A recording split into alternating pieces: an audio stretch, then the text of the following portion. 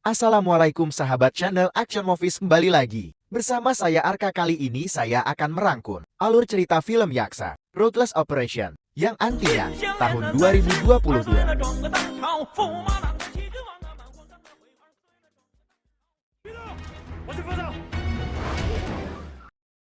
및 주가 조작 혐의로 소환된 상인그룹 이찬영 회장은 Cerita akan berfokus pada Jaksa Han yang sedang menginterogasi seorang bernama Chan Yeong atas dugaan kasus suap serta manipulasi saham sebagai pemilik dari perusahaan besar bernama Sang-in Group. Selama ini Chan Yeong kebal terhadap hukum berkat backingan kuat di belakangnya. Bisa dibilang, Han adalah satu-satunya jaksa yang berani mengusutnya. Namun ketika penyelidikan tengah berlangsung, Han mendapatkan perintah untuk menghentikan interogasi karena dianggap menyalahi aturan. 아무래도 저것들 수법에 걸려든 것 같아. Meskipun para jaksa tahu bahwa semua ini adalah ulah Chan Yeong yang melobi petinggi kejaksaan, tapi mereka terpaksa menuruti perintah itu demi menghindari resiko berat. Sebelum meninggalkan lokasi, Chan Yeong sempat berkata, 거기 뭐지? 피가 묻었나? lantas Jaksa Han menunduk untuk mengecek, namun ternyata ia cuma ditipu supaya terlihat seperti sedang meminta maaf di hadapan umum. Beberapa hari kemudian, Jaksa Han dipindah tugaskan ke kantor NIS. Imbas dari kesalahan sebelumnya, ia pun ditempatkan di bagian administrasi, menjadi bawahan dari seorang bernama Park. Park juga merupakan mantan jaksa yang dipindahkan kemari karena suatu masalah. Sama seperti Han, di sana tidak banyak pekerjaan yang harus dilakukan, atau bisa dibilang gabut. Mereka pun bebas mau melakukan apapun, seperti bersantai, tidur, bermain puzzle, bahkan berolahraga. Semua bisa dilakukan di jam kerja. Jadi meskipun mereka tidak dipecat setelah berbuat kesalahan, tetapi bekerja di bagian administrasi, ini rasanya seperti dipecat secara halus. 안녕히 가세요. 또 오세요. 여기요. Tak lupa Han selalu meluangkan waktu untuk mengunjungi ibu dan adiknya yang mengelola sebuah tempat makan, di mana dua orang ini selalu memberikan support padanya hingga saat ini. Sampai suatu hari, Direktur Anis yang bernama Jong Woon Park juga dijanjikan hadiah menarik, yaitu akan dikembalikan menjadi jaksa. Datang menemui Park untuk memberikan sebuah misi rahasia apabila misi telah selesai, tetapi ia tidak bisa menerima tawaran itu. 와이프는 몸도 안 좋고요. 처집 상황은 더 안 좋아졌고요. Sampai akhirnya, Han mengajukan diri untuk menjalankan misi tersebut. 제가 가도 되겠습니까? Tidak lain, karena ia ingin kembali menjadi jaksa. Demi menjebloskan Chan Yeong ke penjara, misi akan berlokasi di kota Shenyang, Cina. Di sana, terdapat mata-mata dari berbagai negara yang saling berperang demi memperoleh informasi penting. Tidak terkecuali mata-mata asal Korea Selatan yang berjulukan Blackpink. 근데 그쪽에 무슨 문제라도 생긴 겁니까? Namun belakangan, ini informasi yang diterima oleh Jong Woon sangatlah minim, bahkan terkesan palsu. Maka dari itu, Jaksa Han akan dikirimkan ke sana untuk melakukan inspeksi terhadap Blackpink, serta mengetahui ada kejanggalan apa saja di sana.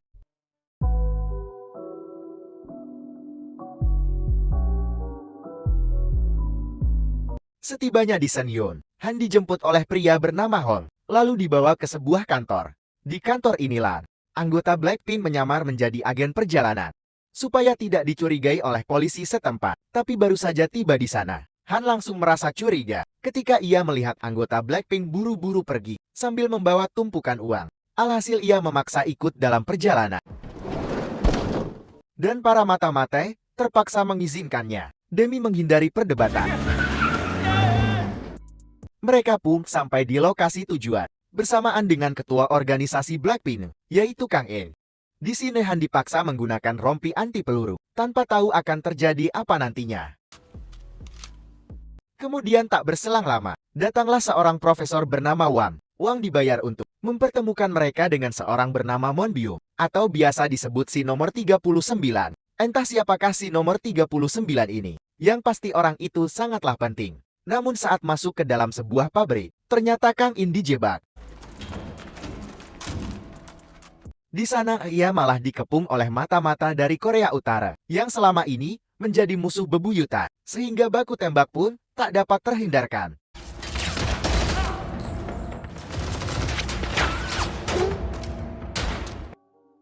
Meskipun kalah jauh dari segi jumlah, tetapi Blackpink mampu menguasai keadaan. Alhasil, mata-mata dari Korea Utara berhasil dilumpuhkan satu persatu, lalu dipukul mundur. Usai baku tembak di dalam pabrik, Profesor Wang pun ditangkap dan akan dibunuh karena telah berbohong. Sementara Han yang berusaha menolong si profesor langsung diberi tembakan peringatan oleh Kang In. Setelah itu ia dibawa pergi menggunakan mobil, kemudian dibius.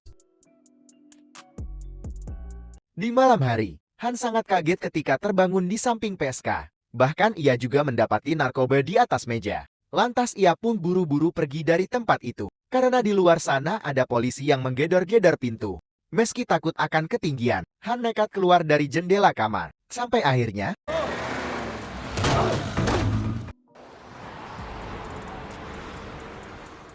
untunglah Han berhasil kabur dari kejaran polisi. Lalu ia mendapati Kang In tengah bersantai di sebuah warung ciu. Belum sempat meluapkan kekesalan atas kejadian tadi. 장난이 좀 심한데. Kang In langsung memberitahu hal serius. 여기서 마약 사범 무조건 사회인 거 알지? Maka dari itu, Han diminta segera pergi dari Senyang. Sebelum keadaan menjadi semakin rumit, Kang Die-in juga berjanji akan menulis laporan baik untuknya, serta mengurus keberangkatannya. Namun Han malah memilih untuk tetap tinggal di Senyang dan berani menanggung semua resiko. Selain karena ingin kembali menjadi jaksa, ia juga merasakan ada banyak kejanggalan di dalam Blackpink. Ketika berada di markas utama Blackpink, Han mulai mengenal satu persatu dari mereka. Di antaranya adalah Hewon Jakyu dan Jeongda, masing-masing memiliki skill bertempur yang luar biasa. Blackpink pun menjelaskan tujuan mereka mencari Monbyung, alias si nomor 39. Jadi sekitar seminggu yang lalu, di depan sebuah ban, Monbyung tengah diperebutkan oleh dua kelompok, yaitu mata-mata Korea Utara, yang tadi siang melancarkan serangan di dalam pabrik. Sedangkan satu kelompok lainnya masih belum teridentifikasi. Ada dua alasan mengapa dua kelompok tersebut sangat ngotot memperebutkannya, hingga terlibat baku tembak sengit. Pertama diketahui kalau Monbyung memegang DNA gelap dari pemerintahan Korea Utara. 해외 은닉 자금만 4조 이상. Kedua kemungkinan Monbyung ini memiliki informasi rahasia yang dibutuhkan oleh dua kelompok tersebut. 당신들이 이 사건에 끼어드는 이유가 뭐지? Sementara Blackpink terpaksa melibatkan diri dalam kasus ini demi memastikan kalau Monbyung tidak menyuarakan bahwa ia memiliki hubungan dengan Blackpink. 거기 우리 측에 신변 보호 요청을 해왔어요. Karena sebelum kejadian di depan ban terjadi, Monbyung sempat menghubungi mereka untuk meminta perlindungan. Mengetahui jika para mata-mata dari berbagai negara menjadi bentrok gara-gara si nomor 39 yang kini hilang entah kemana. Mereka tidak mau nama Blackpink ikut terseret. 거기다 우리까지 개입하려 했다는 사실이 밝혀지면 심각한 외교적 혼란이 닥치죠. Di samping semua penjelasan tadi, Han tidak bisa percaya sepenuhnya kepada Kang In. 도무지 종잡을 수 없는 인물이니까 함부로 믿어서는 안 돼요. Apalagi Kang In adalah orang yang sulit dikendalikan dan diprediksi. Sesuai dengan julukannya sebagai yaksa yang memiliki arti saling berlawanan. Arti yang pertama adalah LOH kejam pemakan manusia. Sedangkan arti keduanya adalah dewa penjaga.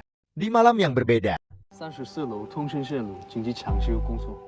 tampak para anggota Blackpink menyamar menjadi petugas saluran supaya bisa menyusup ke suatu tempat. 67층은 독립블락이야. Sementara di sisi lain, mata-mata Korea Utara tengah menerobos masuk ke sebuah ruangan yang di dalamnya terdapat orang Jepang bernama Ozawa Yoshinobu, di mana tujuan mereka datang ke sana adalah untuk menanyakan keberadaan Monbyung. Namun belum sempat menginterogasi lebih jauh tiba-tiba mata-mata Korea Utara dibantai habis oleh tangan kanan Ozawa. Kebetulan, pada malam itu Kang In memiliki janji bertemu dengan Ozawa. Ternyata Ozawa adalah agen mata-mata Jepang yang menyamar menjadi pelobi. Awalnya pembicaraan di antara mereka terkesan cukup santai dan biasa saja, sampai akhirnya semua berubah saat Kang Kim mengatakan, 홍콩대 기사마라니 야라레데 이마야 또 히토. bahkan ia juga bersumpah akan membalas semua kejadian di masa lalu. Lalu di tengah pembicaraan tersebut, sepertinya Ozawa mendapatkan kabar buruk, sehingga ia buru-buru pergi dari sana. Di tempat lain, diperlihatkan sebuah ruangan rahasia milik Ozawa dalam kondisi porak-poranda. Kemudian, saat dicek melalui CCTV, ternyata semua itu ulah Blackpink yang tadi menyamar menjadi petugas saluran. Jadi tujuan utama mereka masuk ke sana adalah untuk membawa pergi Monbyung yang sedang disandera oleh Ozawa. Karena sebelumnya memang tersebar sebuah informasi apabila Monbyung ada pada genggaman Ozawa. Itulah mengapa mata-mata Korea Utara juga sempat mendatangi Ozawa dengan tujuan yang sama. Tetapi sangat disayangkan, di tempat penculikan tadi, Black Team tidak menemukan Monbyung, melainkan cuma seorang wanita yang identitasnya tidak jelas.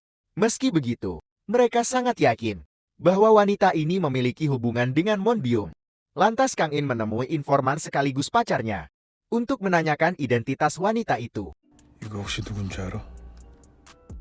Dan seinforman ini mengatakan kalau wanita itu adalah anak Monbyung yang bernama Juyeon. Kembali ke markas, tampak Juyeon akan disetrum karena tidak mau buka mulut sedikit pun. Melihat kekejaman itu, lagi-lagi Han berusaha memberontak, sehingga terjadilah pertarungan sengit antara Han melawan Jakyu serta Jongda. Saat pertarungan berjalan cukup imbang, seketika Julian dapat menguasai keadaan berkat pistol di tangannya. Alhasil Jakyu dan Jongda dikunci di dalam sebuah ruangan. Kemudian Han bergegas membawa Juyeon pergi dari sana. Tapi sialnya, di sini Juyeon malah berkhianat, di mana ia merampas mobil dari Han dengan ancaman, lalu pergi begitu saja. Ketika sedang menghubungi Jongwon untuk melaporkan segala aktivitas yang dilakukan oleh Blackpink, Han dipalak oleh preman setempat dan dipaksa menggunakan jasa PSK di sana. 找个地方让你休息一下。 Namun saat hendak dibawa masuk ke dalam tiba-tiba, datanglah Kang Ieme yang berusaha menghentikan aksi para preman itu. Merasa kalah power, akhirnya ketua preman yang bernama Eleven menarik mundur anak buahnya. Kemudian Kang In langsung meluapkan amarahnya karena Han telah membuat Suyun lepas dari genggaman Black Team.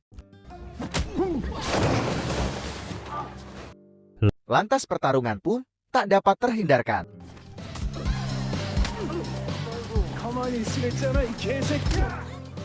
Hingga pada akhirnya, Han dibuat tak berkutik.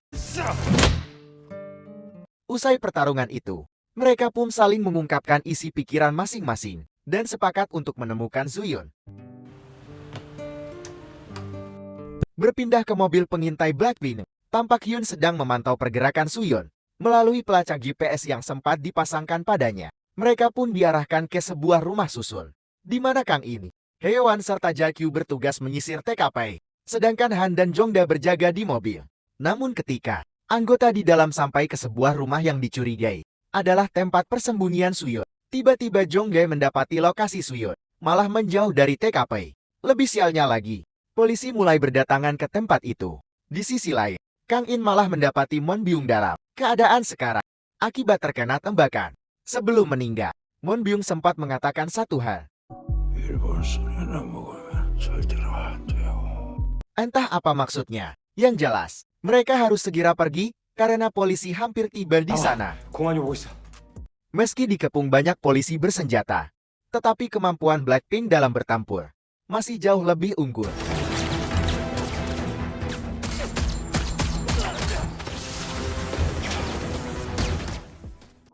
Sehingga mereka bisa kabur dari tempat itu.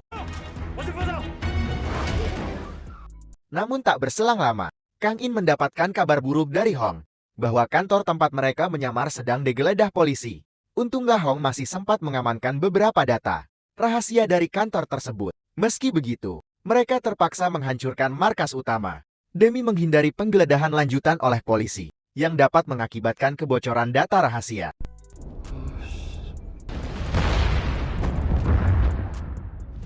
Masalah pun belum berhenti sampai di situ. Ozawa memberitahu Kang In apabila semua kekacauan tadi adalah ulahnya. Kemudian dengan santainya, ia meminta Kang Kim segera pergi dari senyap. Karena sekarang Blackpink tengah menjadi buronan polisi atas tuduhan pembunuhan terhadap Monbyung. Demi menghindari kejaran polisi, untuk sementara waktu, Black Team bersembunyi di sebuah pabrik kecil milik kakek tua yang pernah diselamatkan oleh Kang In. Di tempat lain, tampak Juyeon sedang disandera dan disiksa oleh Ozawa. Dikarenakan Ozawa ini menginginkan sesuatu dari Juyeon, tetapi Juyeon menolak memberikannya. Singkat cerita, Jongdae berhasil meretasi CCTV di berbagai tempat, dan akhirnya menemukan keberadaan Juyeon. yang disembunyikan di kantor konsulat Jepang. 일본 총영사관에 들어가 있는 걸로 확인됐고요. Mengetahui hal tersebut, Kang In memutuskan untuk menerobos masuk ke sana.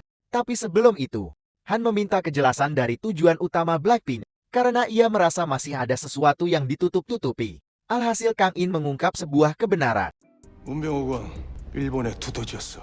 di mana semua masalah berawal dari Monbyo, yang dulunya merupakan agen mata-mata Jepang, alias anak buah Ozawa. Namun, suatu ketika ia memutuskan berkhianat, karena suatu alasan, dengan membawa kabur sebuah data rahasia. Lantas Ozawa yang merasa khawatir jika data itu dibocorkan. Pada akhirnya membunuh Monbyo. Where did you hide it? Tell me. Sementara Juyeon juga terseret dalam kasus ini, karena ia tahu cara mengakses data rahasia peninggalan ayahnya. Dan apabila Ozawa berhasil merebut kembali semua data itu, maka bisa dipastikan Juyeon akan dibunuh. Itulah mengapa Blackpink harus segera menyelamatkannya. 이제 어떤 상황인지 파악이 되냐? Setelah semua penjelasan tadi, Hong mendapatkan kabar kalau Jongwon akan menyusul ke Sonyeon. Setelah tahu jika Blackpink menjadi buronan polisi, lantas Hong diperintahkan untuk menemui serta menyibukkannya. Selagi misi pembebasan Suyeon berlangsung, ketika hari penentuan, tampak Seongdae mengendalikan drone yang mengangkut ratusan tikus untuk disebarkan di kantor konsulat Jepang. Sementara Jakyu mengalihkan perhatian para penjaga dengan menggeber-geber motor miliknya. Sampai akhirnya ratusan tikus dapat diturunkan. Dan langsung berlarian ke seluruh penjuru kantor, sehingga membuat para pegawai di sana panik. Lalu segera menghubungi pembasmi hama. Tak berselang lama, mobil pembasmi hama pun tiba di sana. Merasa curiga jika para petugas ini adalah anggota Blackpink yang tengah menyamar. Lantas anak buah Ozawa sempat mengeceknya, tapi ternyata mereka memang petugas sungguhan. Sehingga anak buah Ozawa pun tidak menghiraukan para petugas itu, lalu hanya berfokus pada Juyeon. Namun semua itu terlambat, di mana Juyeon sudah tidak ada di sana, dan tampak ada sebuah lubang besar di lantai, yang sebelumnya dibuat oleh Blackpink. Jadi sejak awal, mereka memang telah merencanakan masuk ke sana melalui jalur bawah. Di bawah sana, anak buah Ozawa sempat berusaha mengejar Blackpink. Tapi mau dikejar sejauh apapun, sepertinya akan sia-sia. Karena sebenarnya, Juyeon telah dibawa kabur melalui jalur atas dengan menyamar sebagai petugas pembasmi hama. Di sini tangan kanan Ozawa juga baru sadar kalau petugas yang tadi sempat berpapasan dengannya di tangga adalah Juyeon. Sementara di tempat lain, Hong juga berhasil menyibukkan Jongwon sesuai rencana. Singkat cerita, Juyeon bersedia menceritakan kejadian sesungguhnya kepada Han, karena ia merasa bahwa Blackpink ada di pihaknya, di mana cerita itu adalah lanjutan dari yang sebelumnya disampaikan oleh Kang In. Terungkap bahwa alasan Monbyung berkhianat adalah 더 이상 놈들의 꼭두각 신호를 짤 수 없다고.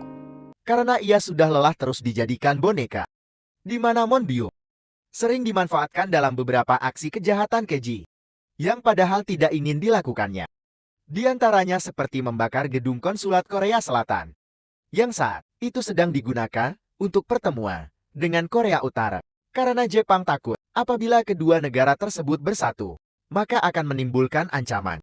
Dan kejahatan lainnya adalah membunuh 3 anggota Blackpink saat bertugas. 길에서 탈북을 결심하신 거예요. 그게 죄를 갚을 길이라고.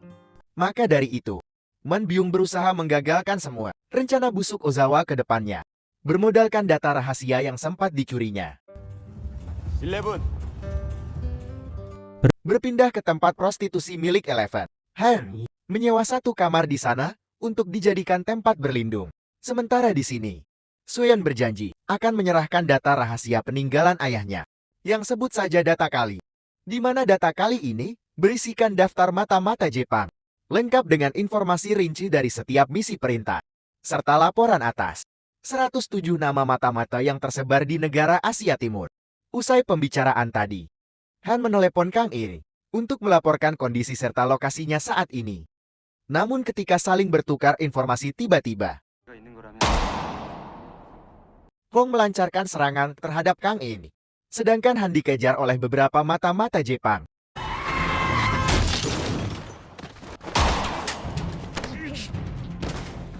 Terungkap bahwa selama ini Hong berkhianat dengan melaporkan segala aktivitas Blackpink kepada mata-mata Jepang atas perintah Sang Won yang telah bekerja sama dengan Ozawa.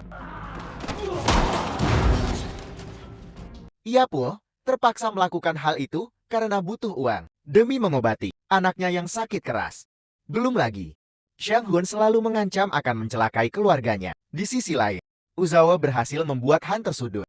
Jadi sebelumnya keberadaan Han sempat dilacak melalui rekaman CCTV. Itulah mengapa ia bisa dengan mudah ditemukan. Sementara itu pada akhirnya Kang Ee terpaksa membunuh Hong, menyadari jika situasi semakin tak terkendali.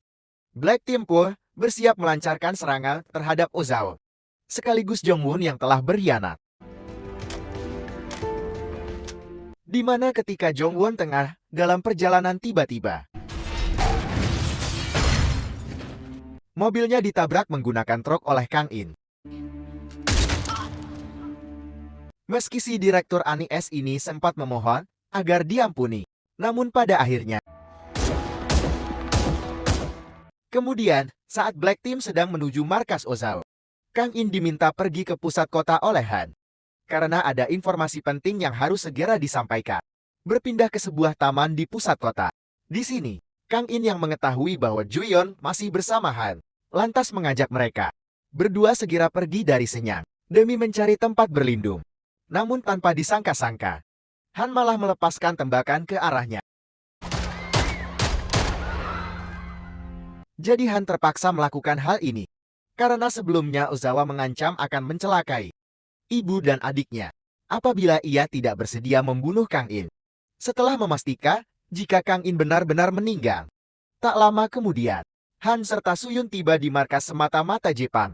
Di sini Suyun terpaksa mengakses data kali atas perintah Ozawa karena ia takut apabila Ozawa akan mencelakai lebih banyak orang. Sementara itu, di luar markas, tampak Jack Yu sedang memasang beberapa bom dan meledakannya tepat ketika anak buah Ozawa berdatangan. Tak ketinggalan, Jong Dae serta Hyun juga terlibat dalam aksi penyerangan ini. Lalu tanpa disangka-sangka, Kang In muncul di hadapan Ozawa. Jadi sebenarnya ia tidaklah mati setelah ditembak oleh Han, berkat rompi anti peluru yang selalu digunakannya. Tapi pada saat itu, Kang ini memang sengaja pura-pura mati karena ia menyadari adanya kejanggalan dalam aksi penembakan tersebut. Meski telah tersudut, Ozawa tetap berusaha memberikan perlawanan dengan menodongkan pistol ke arah Kang In serta Juyeon, sampai akhirnya data kali berhasil diakses. Tidak ingin kejadian sebelumnya terulang kembali, Ozawa memutuskan untuk menghapus semua data itu. Namun ketika hendak menekan tombol delete dengan sigap, Kang In langsung melepas tembakan dan memanfaatkan kesempatan ini untuk menyuruh Suyem serta Han segera kabur. Sesampainya di luar, tiba-tiba tangan kanan Ozawa menyerang Han, sehingga pertarungan tak dapat terhindarkan. Untunglah, tak lama setelahnya anggota Black Team tiba di sana. Kemudian langsung membunuh tangan kanan Ozawa ini. Berpindah ke dalam. Tampak Kang In juga terlibat pertarungan sengit. Tetapi di saat bersamaan, di luar sana, terjadi kebakaran besar. Akibat ledakan pemilik Saikyu sebelumnya. Tak berselang lama juga terjadi beberapa ledakan, yang membuat Ozawa memiliki kesempatan untuk menusuk Kang In. Kejadian itu membuat Jae-kyu dan Song Dae ingin masuk ke dalam demi menyelamatkan ketua mereka, namun dihalangi oleh Haewon karena dianggap berbahaya. Sampai akhirnya cuma Han seorang yang nekat masuk.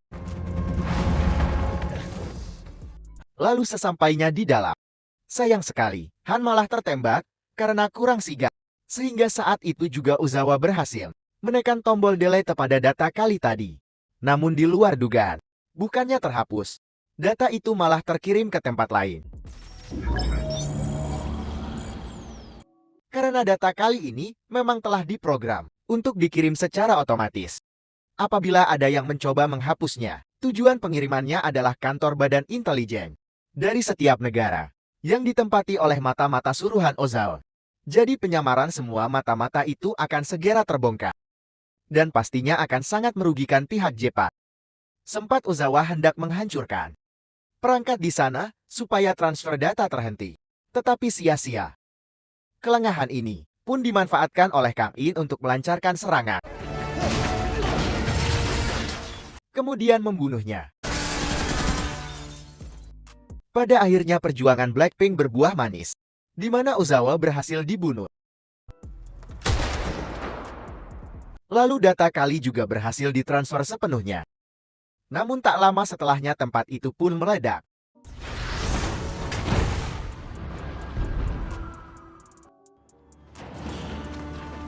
Singkat cerita, Han berhasil selamat dari markas Jepang tadi. Dan kabar baiknya lagi, ternyata Shyamwon tidaklah benar-benar dibunuh pada saat itu, sehingga Han bisa menjadikannya pelaku atas kekacauan yang telah terjadi, termasuk karena sudah mengkhianati negaranya. Tidak berhenti sampai di situ. Ketika pulang ke Korea Selatan, Han juga berhasil menyeret Chen Yung kembali ke jalur hukum. Lalu dalam sebuah pertemuan di depan wartawan, ia pun sempat berkata, 점심 때 짬뽕 드셨나 봐요. namun itu hanyalah tipuan, supaya Chen Yung terlihat seperti sedang tunduk. Sama seperti yang dulu pernah dilakukan pada Han. Kali ini bukti yang dikumpulkan mengenai kasus suap, serta manipulasi saham sebelumnya, sudah sangat kuat. Bahkan, ia juga menemukan bukti valid jika perusahaan Sang-in Group terlibat dalam pendanaan mata-mata Jepang. Alhasil Chen Yung pun dijatuhi 12 tahun hukuman penjara. Beberapa hari kemudian, tampak Han telah mendapatkan kehidupannya kembali sebagai jaksa. Sampai suatu ketika, ia ditelepon oleh Kang In yang ternyata juga masih hidup. Di sini Kang In mengajaknya untuk kembali ke medan perang. Dan film pun selesai.